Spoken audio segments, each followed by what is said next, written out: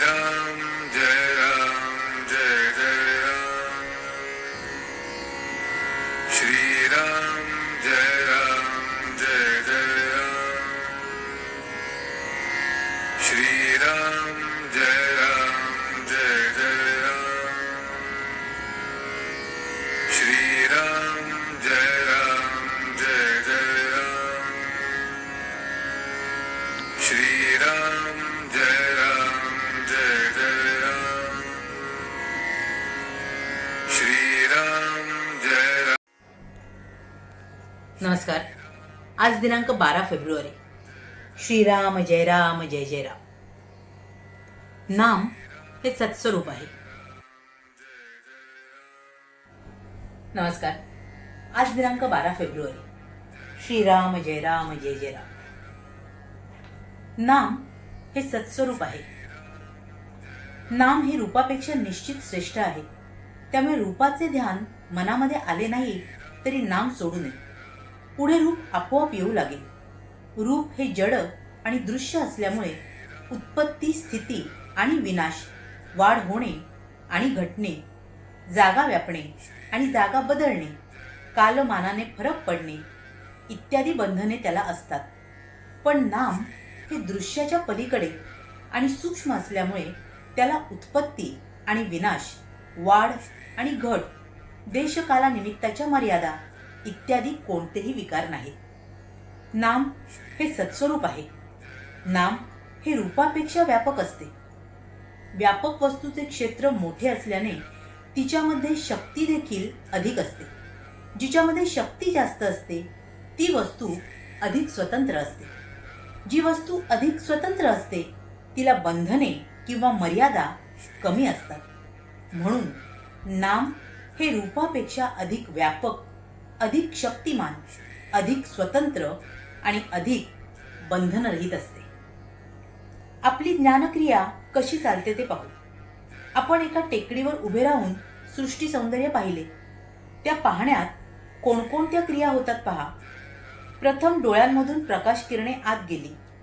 बाह्य पदार्थांचे मनुष्याला ज्ञान व्हायला इंद्रिये हे पहिले साधन आहे। इंद्रियांमधून आत आलेले संस्कार एकत्र करून मन त्यांना वस्तुस्वरूप देते। वस्तुस्वरूप तयार झाल्यावर बुद्धी सारासार विचार करून त्या वस्तूचे यथार्थ ज्ञान आपल्याला करून देते। पण मनुष्याच्या बुद्धीचा व्यापार इथेच थांबत नाही। टेकडीवरून आजूबाजूला पाहत असताना झाडे, वेली, घरे, बागा, माणसे, पक्षी, पाण्याचे तलाव इत्यादी सर्व वस्तूंचे ज्ञान झाल्यावर पुन्हा त्यांचे एकीकरण होऊन ही सृष्टीची शोभा आहे असे ज्ञान आपल्याला होते। म्हणजे अनेकात एकत्व शोधणे हेच मानवी ज्ञानाचे लक्षण आहे। या जगामध्ये कितीतरी वैचित्र्य आढळते। नाना तऱ्हेचे दगड, नाना तऱ्हेचे किडे, नाना प्रकारचे पक्षी, प्राणी या सर्वांची नावे जरी भिन्न असली तरी त्या सर्वांमध्ये असणेपणाचा गुण हा आहेच। म्हणजेच सजीव प्राणी झाला तरी तो आहे आणि निर्जीव वस्तू झाली तरी तीही आहे। एवढेच काय, पण आनंदाला सुद्धा आहेपणचा गुण आहे। या असलेपणाच्या गुणाला नाम असे म्हणतात। यालाच ओंकार असेही म्हणतात।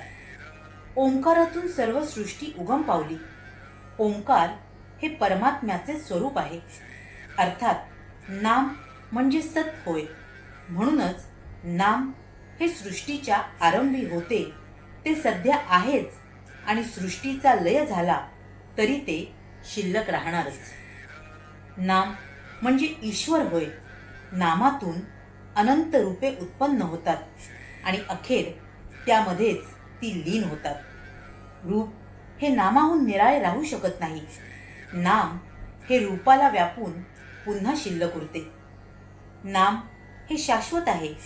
ते पूर्वी टिकले, आता आहे आणि आपण गेल्यावर ते राहणारच आहे। श्रीराम जय राम जय जय राम। महाराज इथे आपल्याला सांगतायत की नाम कसं सत्स्वरूप आहे। नाम कालाच्या पलीकडे आहे, अत्यंत उपाधिरहित आहे, त्याला कुठल्याही मर्यादा नाहीत। नाम हे आदिकालापासून आहे आणि ते अनंत काळापर्यंत राहणारच आहे.